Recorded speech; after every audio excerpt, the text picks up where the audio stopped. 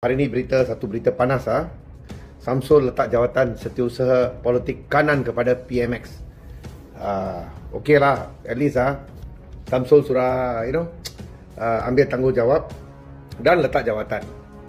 Sekarang saya mau tanya, semalam I think Rafizi sudah 2-3 hari lah dia gasak PMX tau. Dia gasak cukup-cukup, macam-macam lah, dia perli dia perleke dia, you name it lah. So sekarang saya mau tanya sama you Rafizi, lu bila mau resign, awak kena main masa pemilihan timbalan presiden PKR, you kena main. You pun tak letak jawatan.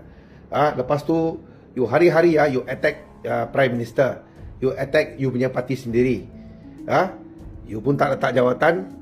Kalau you tak setuju dengan you punya parti dan juga you punya PMX, you punya Perdana Menteri, you letak jawatan lah.